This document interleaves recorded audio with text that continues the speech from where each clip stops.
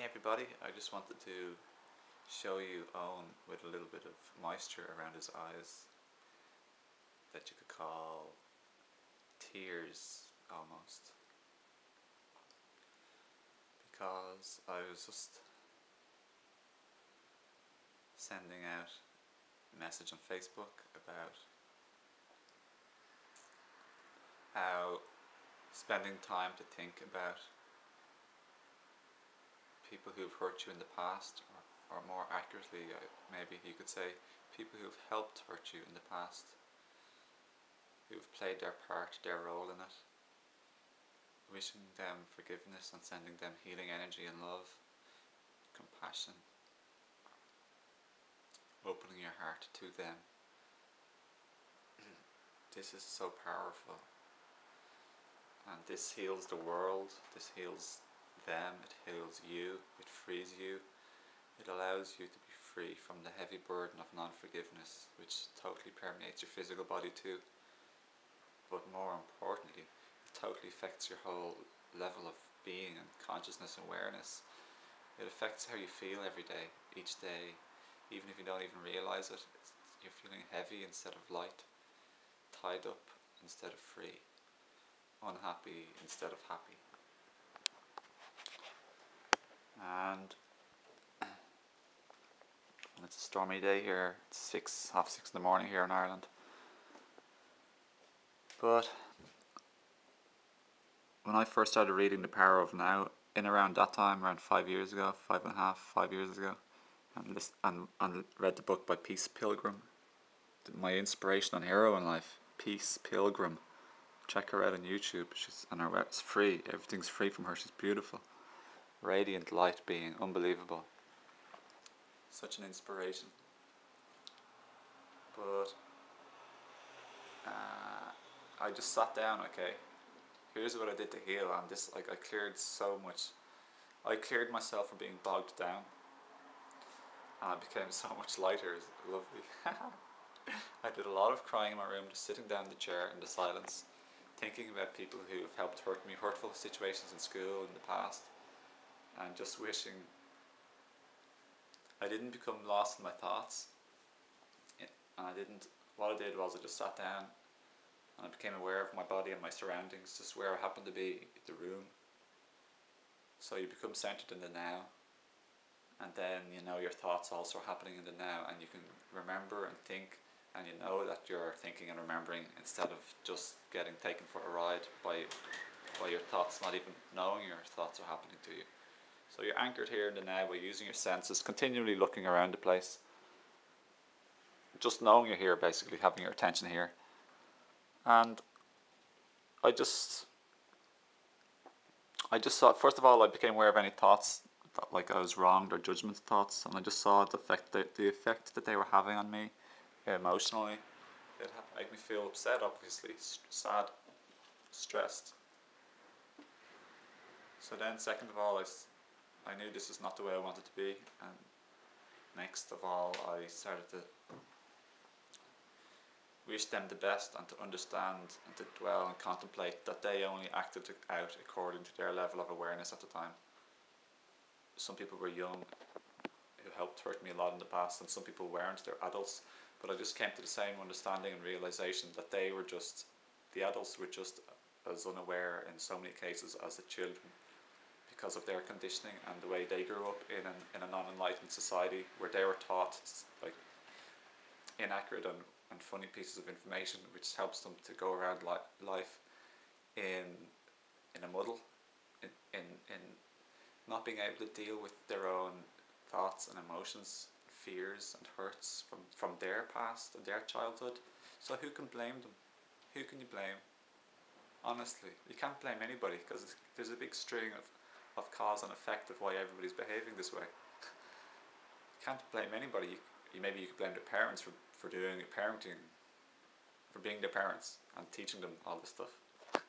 But can you blame their parents? What about the people who taught and influenced them?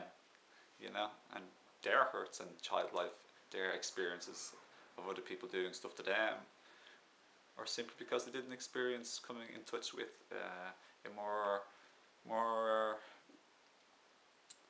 lighter human being. who could help teach them peace and love, and well, not that you can really teach love, but to help teach them and help them to grow in awareness and understanding and information, knowledge. So when you're sitting down, you can also become aware of that which is aware. Can you feel the I am presence now, which is always here in this moment, always? So as you sit, you notice some things happening here in the moment. You can see things, you can maybe feel your body. Maybe there's a little bit of tenseness in your body from an upset in the past. Maybe you're crying, and this will lead to often a lot of crying and a lot of release, which is a beautiful healing. Oh my God, you'll feel so much more relaxed and freer and happier.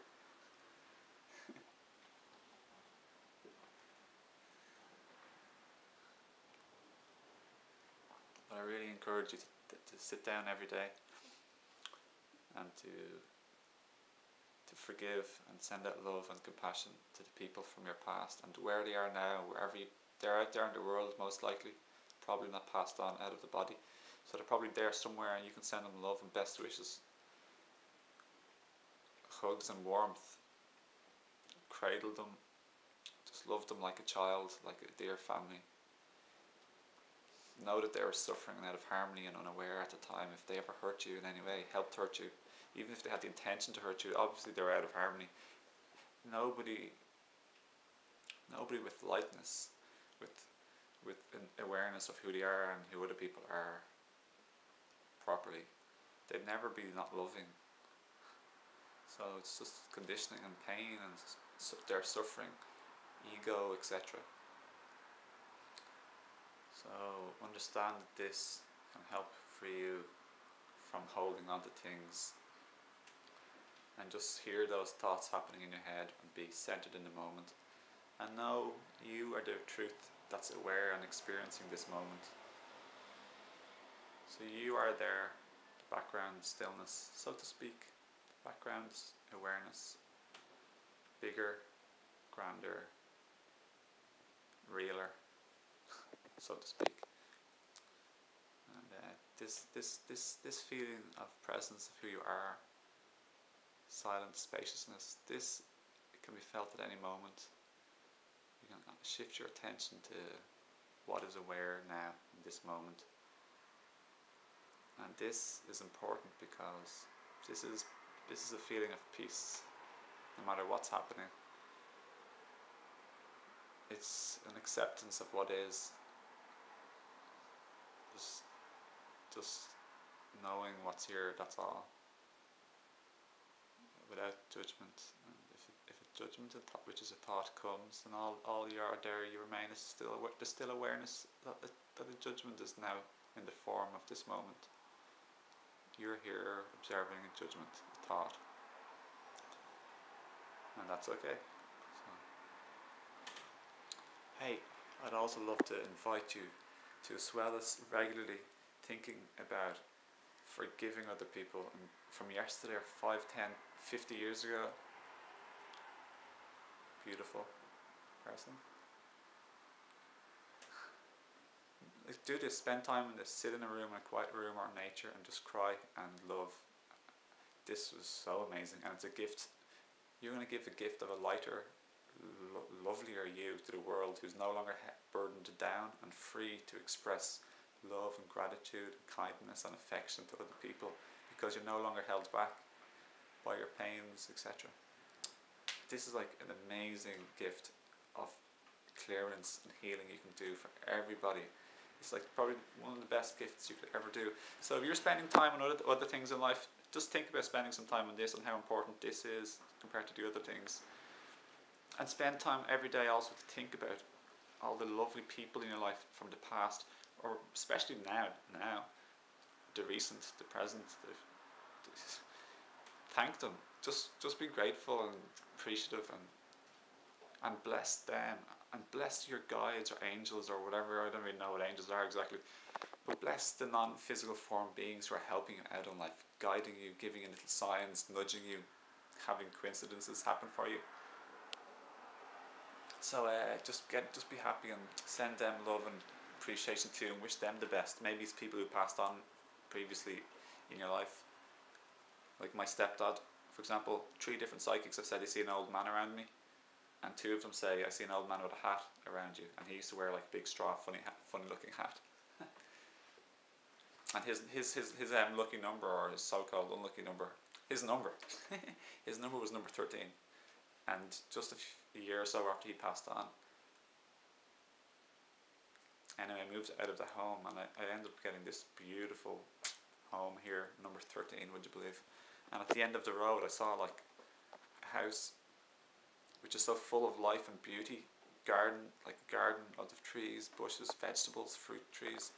That's number 33, and that was his other number that he always pretended that was his age. So there's lots of synchronicities happening, people guiding and loving you, so you can be thankful for these too. So live in a state of gratitude and forgiveness, compassion and peace and love.